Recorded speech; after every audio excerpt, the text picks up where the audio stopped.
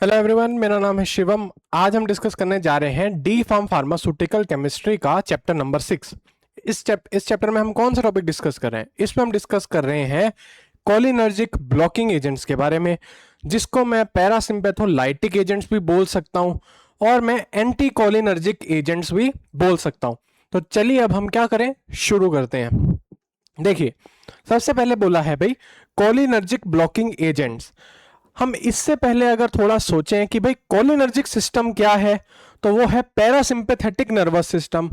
Parasympathetic nervous system body की जब resting state होती है तब नॉर्मल कंडीशंस मेंटेन करता है। समझ गए?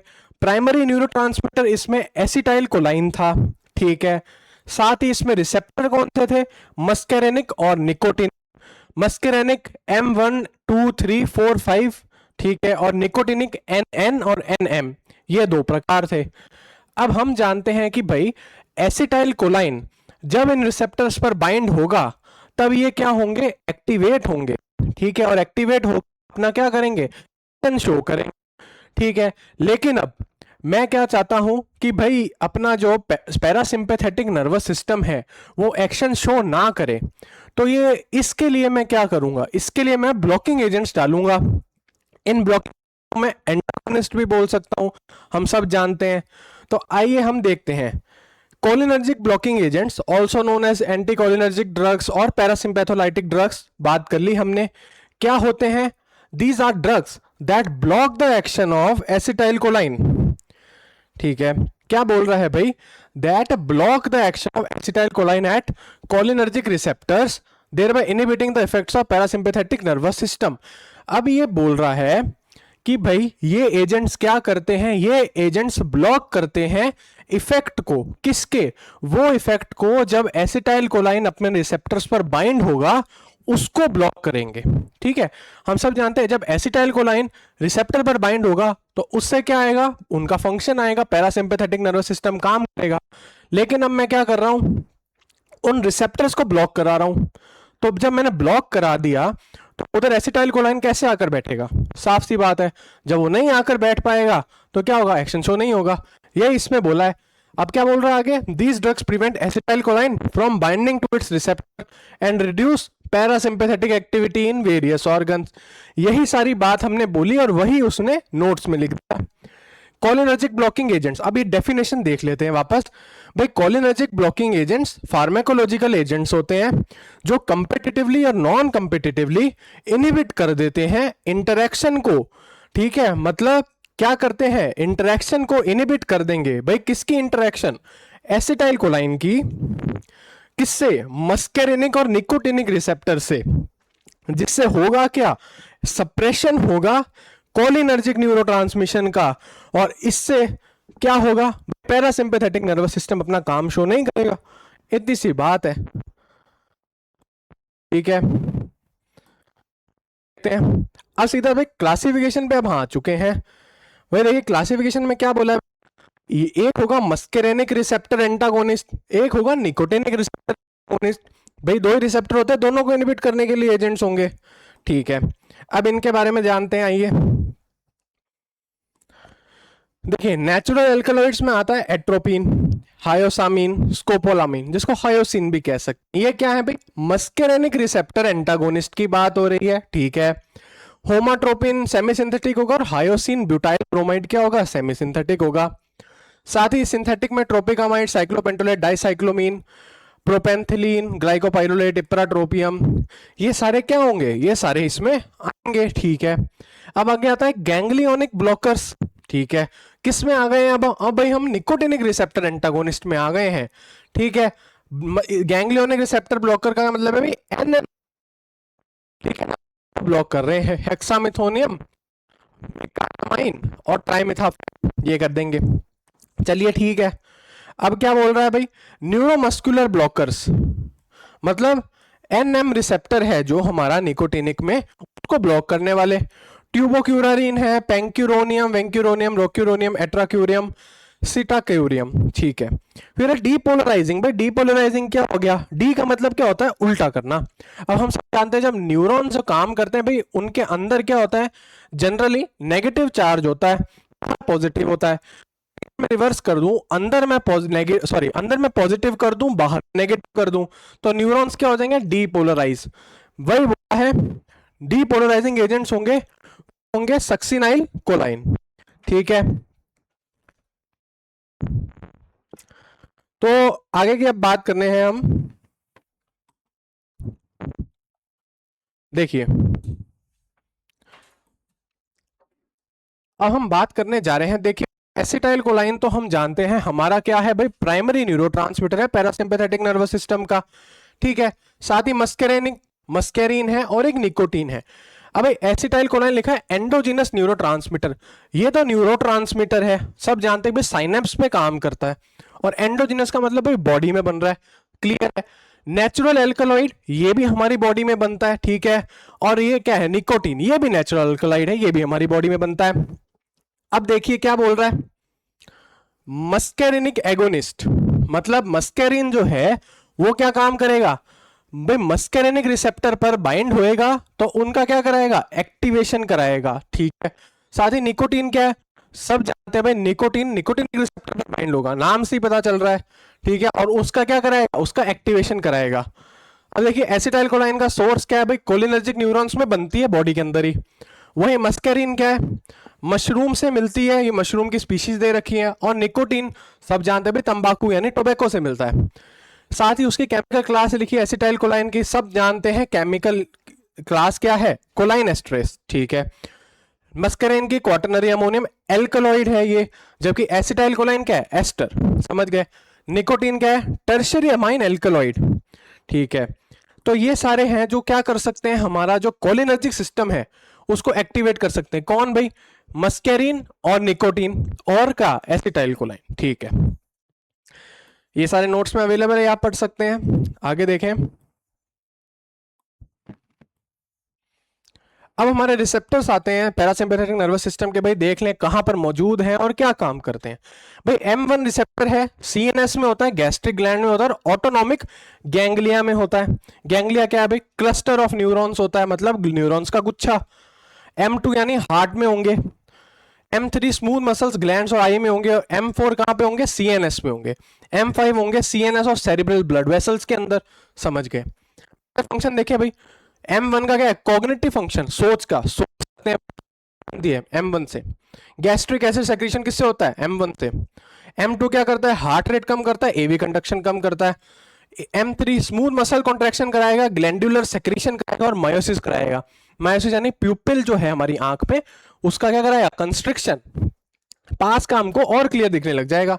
M4 भाई सीएनएस में होता है, न्यूरोट्रांसमीटर रिलीज को क्या करता है, मॉड्यूलेट करता है, मतलब यही वो कंट्रोलर है जो क्या कंट्रोल करेगा, न्यूरोट्रांसमीटर रिलीज को। M5 क्या है भाई, सीएनएस में होता है, सेरिब्रल ब्लड वेसल में होता है, क्या करता है, डोपामिन रिलीज कंट्रोल करेगा और साथ ही सेरिब्रल वासोडाइलेशन क्या करवाएगा। ठीक है, सेरिब्रल वासोडाइलेशन, भाई सेरिब्रम पार्ट होता है ब्रेन का, उसके अंदर ब्लड, वहां ब्लड वेसल्स को डायलेट कराएगा यानी रिलैक्स कराएगा, तो उसको हम क्या बोलेंगे, सेरिब्रल वासोडाइलेशन। अगला रिसेप्टर निकोटिनिक है, एनएन न्यूरॉन्स में होगा, ऑटोनॉमिक गैंग्लिया में प्रेजेंट है, एड्रिनल मेड्यूला और सीएनएस में। ठीक है, काम है गैंग्लियोनिक ट्रांसमिशन का। रिसेप्टर क्या है भाई, एनएम। ठीक है, कहां पे होगा, मसल्स में होगा। न्यूरोमस्कुलर जंक्शन, इसकी क्या है लोकेशन, स्केलेटल मसल कॉन्ट्रैक्शन आता है। आगे देख लें भाई, हमारे ड्रग्स आ चुके हैं अब, और उनका क्या आ चुका है, केमिकल नेम आ चुका है। ये आप सबको क्या करना पड़ेगा भाई, याद करना पड़ेगा। ठीक है, 3 नंबर के सवाल में जनरली पूछा जाता है। ठीक है, ये याद करना पड़ेगा, थोड़ा लंबा है पर हो भी सकता है। अब देखिए, हमारे ड्रग्स आ चुके हैं और उनका काम कैसे करेंगे वो हम जानने वाले हैं, इंपॉर्टेंट पार्ट आ चुका है। अब देखिए, सबसे पहला आता है एट्रोपिन सल्फेट, क्या है, नेचुरल एंटी मस्केरिनिक एल्कलॉइड बोला है, मतलब जो मस्केरिनिक रिसेप्टर्स हैं उनको ब्लॉक करने वाला एजेंट है। नेचुरल मतलब नेचुरल सोर्स से मिलता है, हमने खुद से लैबोरेटरीज में नहीं बनाया। किस पर बाइंड होता है, M1 M2 M3 M4 M5 सबको ब्लॉक कर सकता है, समझ गए। क्या करता है भाई, कंपेटिटिवली एंड रिवर्सिबली ब्लॉक्स, मतलब कंपेटिटिवली मतलब कि इसकी एफिनिटी बहुत ज्यादा है दूसरों के मुकाबले, रिवर्सिबली ब्लॉक करेगा। ठीक है, मस्केरिनिक रिसेप्टर्स को एसिटाइल कोलाइन की बाइंडिंग रोक देगा, समझ गए। क्या करेगा आगे, पैरासिम्पैथेटिक नर्व एक्टिविटी है, उसको क्या करेगा, उसको भी इनहिबिट करेगा, ठीक है, लेकिन निकोटिनिक रिसेप्टर पर काम नहीं करेगा, ठीक है। देखिए फार्माकोलॉजिकल इफेक्ट क्या है, माइएड्रियसिस कराता है। माइएड्रियसिस क्या होता है, माइएड्रियसिस होता है भाई प्यूपिल का डायलेशन। जब हम पहले बात कर रहे थे तो वो क्या था, पहले हम बात कर रहे थे मायोसिस की, वो था प्यूपिल का कंस्ट्रिक्शन। ये माइएड्रियसिस लिखा है तो मतलब प्यूपिल का डायलेशन, ठीक है। टेकीकार्डिया कराएगा मतलब हार्ट रेट कम करेगा, सॉरी तेज करेगा, टेकी का मतलब होता है फास्ट, ठीक है। फिर ब्रोंकोडाइलेशन कराएगा, डिक्रीज करेगा सलाइवा, सलाइवा सेक्रीशन को, और गैस्ट्रिक रिलीजेस को, ब्रोंकियल सेक्रीशन को, सबको कम कर देगा। गैस्ट्रोइंटेस्टिनल मोटिलिटी को भी कम करेगा, समझ गए। अब आगे देखिए भाई, इप्राट्रोपियम ब्रोमाइड आता है, ये सिंथेटिक है क्या, है सिंथेटिक, लेकिन एंटी मस्केरेनिक ही है, मतलब मस्केरेनिक रिसेप्टर्स पर ही बाइंड करता है, मेनली किस पे, M3 रिसेप्टर्स, इसके पसंदीदा रिसेप्टर्स हैं M3, ठीक है। कैसे ब्लॉक करेगा मस्केरेनिक रिसेप्टर्स को, कहां पर, ब्रोंकियल स्मूथ मसल, ब्रोंकियल्स का होता है लंग्स के अंदर होते हैं, ठीक है। प्रिवेंट करेगा acetylcholine induced bronchoconstriction. क्या बोल दिया भाई, मस्केरेनिक रिसेप्टर को ब्लॉक कर रहा है, कहां पर, ब्रोंकियोल्स में, और साथ ही किसको ब्लॉक करेगा, ब्रोंको कंस्ट्रिक्शन को, जो कि एसिटाइल कोलाइन होती है उसको ब्लॉक कर देगा, ब्रोंको कंस्ट्रिक्शन को ब्लॉक कर देगा, ठीक है। क्वाटरनरी अमोनियम कंपाउंड है, मिनिमम सीएनएस पेनिट्रेशन है, मतलब सीएनएस सेंट्रल नर्वस सिस्टम में ये नहीं घुस सकता, ठीक है ना। आगे क्या प्रोड्यूस करेगा, bronchodilation, decrease bronchial mucus secretion, improve करेगा air flow in COPD. COPD क्या है, chronic obstructive pulmonary disease, lungs की एक डिसीज होती है, और एज्मा में, ठीक है। दोनों में क्या होता है भाई, एज्मा तो होता है भाई इन्फ्लेमेशन हो जाता है, म्यूकस ज्यादा रिलीज होती है, किसका इन्फ्लेमेशन भाई, ब्रोंक्यूल्स का। ब्रोंक्यूल्स के जो बीच में जो होल है जहां से हवा बहेगी, वो क्या होता है, पतले हो जाते हैं, तो सांस लेने में तकलीफ आने लग जाती है, उसको हम एज्मा बोल देते हैं। ट्रोपिकामाइड क्या है भाई, ट्रोपिकामाइड ऑप्थेल्मिक एंटी मस्केरेनिक है, ठीक है। क्या करता है भाई, M3 रिसेप्टर पर बाइंड करता है, खास आइरिस के, आइरिस क्या होता है, आई का पार्ट है, ठीक है। और क्या करेगा, sphincter and ciliary muscle. Ciliary muscle क्या है भाई, अब आई है, जो आई बॉल है उसको आगे पीछे करने का काम कौन करता है भाई, सिलियरी मसल्स करते हैं, ठीक है। तो उस पर भी ये क्या करता है, काम करता है। अब देखिए रिवर्सिबली ब्लॉक करेगा मस्केरेनिक रिसेप्टर को, समझते हैं। आई के अंदर बात कर ली भाई, ऑप्थेल्मिक बोल दिया है, कॉज करेगा रिलैक्सेशन किसका, आइरिस का, ठीक है। साथ ही साथ सिलियरी मसल्स का क्या करेगा, रिलैक्स करेगा, और इनहिबिट करेगा एसिटाइल कोलाइन के एक्शन को, ठीक है। प्रोड्यूस रैपिड माइएड्रियसिस, माइएड्रियसिस प्यूपिल डायलेट हो जाएगा, ठीक है। Short duration cycloplegia for diagnostic eye examination. ये क्या है भाई, साइक्लोप्लेजिया क्या है, साइक्लोप्लेजिया में क्या है भाई, पैरालिसिस हो जाता है किसका, सिलियरी मसल का, टेम्परेरी होता है, किसके कारण होता है भाई, ट्रोपिकामाइड के कारण होता है, ताकि आइस का डायग्नोसिस हो सके, ठीक है। हम सब जानते हैं भाई, अगर आइस चेकअप आपने करवाई है कभी, तो दिया जाता है पहले, जिससे क्या होता है, सिलियरी मसल का क्या हो जाता है, पैरालिसिस हो जाता है, सब धुंधला दिखने लग जाता है, ठीक है। अगला आता है साइक्लोपेंटोलेट हाइड्रोक्लोराइड, सिंथेटिक है, ऑप्थेल्मिक है, एंटी मस्केरेनिक है, मतलब मस्केरेनिक रिसेप्टर पर काम करेगा, किस पर भाई, M3 पर। वही काम है वापस से कि भाई आइरिस के स्फिंक्टर को वो कर देगा, रिलैक्स कर देगा। पैरासिम्पैथेटिक क्या करेगा, स्टिमुलेशन को रोक देगा, बस। बाकी वही है, माइएड्रियसिस करेगा, साइक्लोप्लेजिया करेगा, बस। आगे क्या है, क्लिडिनियम ब्रोमाइड सिंथेटिक एंटी मस्केरेनिक है, M1 M3 पर ब्लॉकिंग करता है, ठीक है। कंपेटिटिवली क्या करता है, इनहिबिट करता है मस्केरेनिक रिसेप्टर को, कहां पे देख लीजिए, कहां पे करता है भाई, GI, देखिए कहां पर करता है,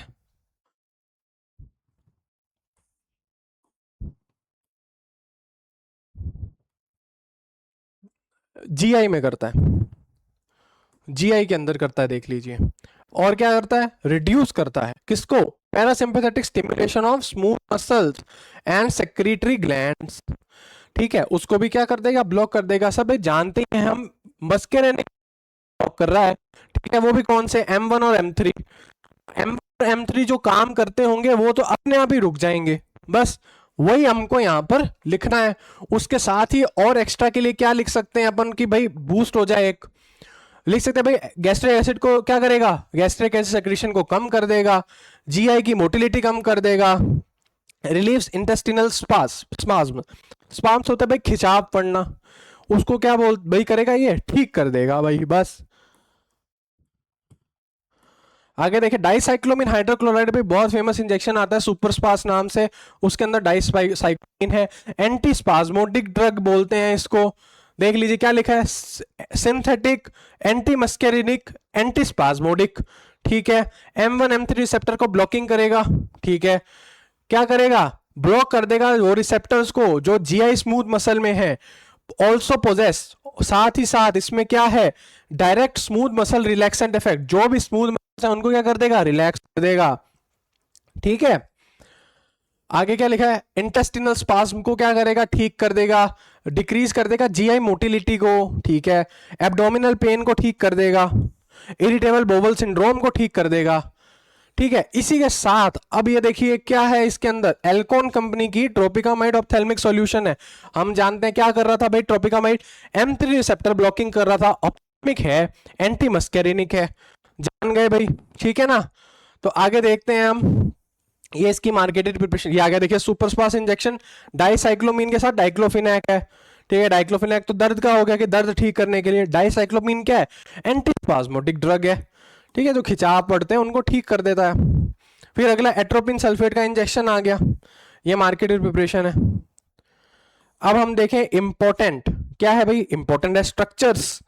देखिए एट्रोपिन का स्ट्रक्चर तो है बड़ा टफ, ठीक है, इसको क्या करना पड़ेगा भाई, रटना पड़ेगा, करना ही है, स्ट्रक्चर्स को भी ध्यान रखना पड़ेगा। लेकिन अभी ये स्ट्रक्चर हम पहले देखें डाइसाइक्लोमिन का, इसमें से हम क्या पहचान पा रहे हैं, ठीक है, इसके अंदर हम क्या पहचान पा रहे हैं भाई, देख लो सबसे पहले भाई इसके अंदर हम 2 साइक्लोहेक्सेन को पहचान पा रहे हैं, ठीक है, आसान स्ट्रक्चर है। क्या करा भाई हमने, 2 साइक्लोहेक्सेन बना दिए, ठीक है। अब ये साइक्लोहेक्सेन है, बीच में गोला बनाने का क्या है, इसमें यहां पे गोला बनाने का रिवाज नहीं है क्योंकि ये साइक्लोहेक्सेन है, बेंजीन नहीं है, साइक्लोहेक्सेन है। इनकी पैरा से एक एक बॉन्ड खिंचाना है, ठीक है, बॉन्ड खींच दिया एक, उससे किसको जोड़ दिया, कार्बन को जोड़ना है, ठीक है। फिर अब कहां तक आ चुके हैं, यहां तक आ चुके हैं, ये बना दिया, ये बना दिया और ये बना दिया। अब इस कार्बन से क्या करना है, इस कार्बन से हमको एक जोड़ना है C, ठीक है। आगे देख लीजिए क्या जुड़ रखा है, उससे ऑक्सीजन जुड़ रखा है, साथ ही क्या है, 2 कार्बन और जुड़ रखे हैं, नाम क्या है, डाई, और ये क्या है, 2, डाई और 2 सेम होते हैं तो अपन क्या करेंगे, 2 कार्बन बना देंगे, ठीक है। तो CH2 लिख दिया हमने। फिर यहां पर क्या है, N है। अब भाई मैथ्स में कॉमन लिया करते थे, ठीक है ना, तो इसमें क्या कॉमन आ रहा है, CH3 CH2 कॉमन आ गया, इसको मैं ब्रैकेट में बंद कर दूं तो बात बराबर हो गई।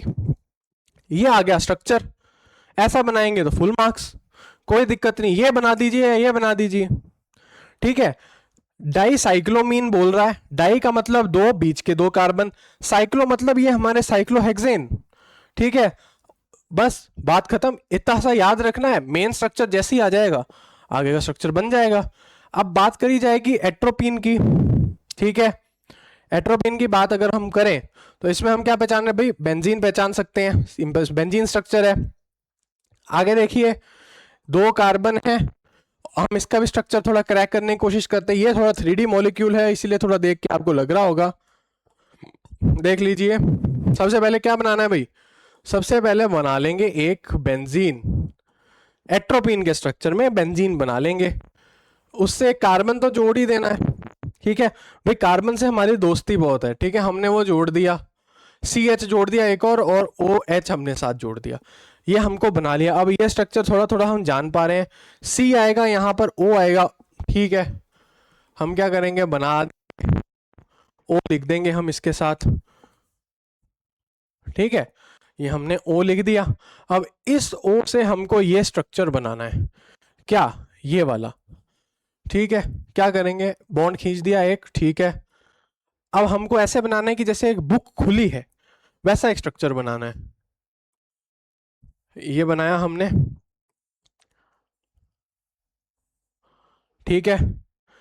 ये हमने बना तो दिया, देख लीजिए, इसके साथ सी था, इसके साथ ओ था, यहां से हमने जोड़ दिया।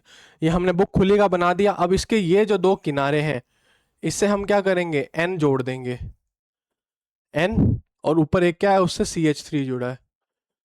ठीक है, थोड़ा टिपिकल स्ट्रक्चर तो है, ये थोड़ा तो टिपिकल स्ट्रक्चर है। केवल हमको क्या करना है भाई, सबसे पहले हम एक बेंजीन बना ली, ठीक है। उसके बाद एक कार्बन बना लिया हमारा दोस्त, उसके बाद हमने CH और बना लिया एक, और उस पर OH जोड़ दिया, ठीक है, कुछ एक्स्ट्रा के लिए, ठीक है, क्योंकि एट्रोपीन है तो एक ऑक्सीजन तो चाहिए, जोड़ दिया कार्बन से। फिर हमने क्या किया भाई, O, फिर याद आया कि अरे O है, तो हमने 2 ऑक्सीजन और जोड़ने के हैं, तो C बना के हमने 2 ऑक्सीजन और जोड़ दिए, ठीक है। फिर हमने आया कि हम कुछ भूल गए, हम अपनी किताब वापस खोल लेते हैं, ठीक है। फिर हम क्या करेंगे, ये हमने खोल ली हमारी क्या, किताब, ठीक है। हमने फिर क्या किया, यहाँ से जो तीखे कोने थे उधर N जोड़ दिया, और उसमें CH3 जोड़ दिया, साथ ही इस पर हमने क्या किया, पहाड़ पे नीचे H जोड़ दिया, बस। ऐसे हमको थोड़ा बनाकर याद करना पड़ेगा एट्रोपिन का स्ट्रक्चर। वैसे पूछा जा सकता है, अच्छा सवाल बन सकता है, 3 नंबर के अंदर आ सकता है ये, ठीक है, क्योंकि थोड़ा डिफिकल्ट है, इसीलिए इसको हम थोड़ा क्या देंगे, थोड़ा ज्यादा फोकस करेंगे इसके ऊपर। डाईसाइक्लोमीन का तो स्ट्रक्चर सीधा नाम से ही बनना है। डाई का मतलब होता है दो, दो कार्बन आ जाएंगे, साइक्लो का मतलब साइक्लोहेक्सेन है, ओ भी बोल रहा है, ओ तो आएगा ही आएगा, ठीक है ना, ये हम जान गए। तो भाई हमने आज डिस्कस कर लिया भाई एंटीकोलिनर्जिक सिस्टम्स के बारे में भी। इस वीडियो के लिए इतना ही, मिलते हैं नेक्स्ट वीडियो में, तब तक के लिए like and subscribe, thank you.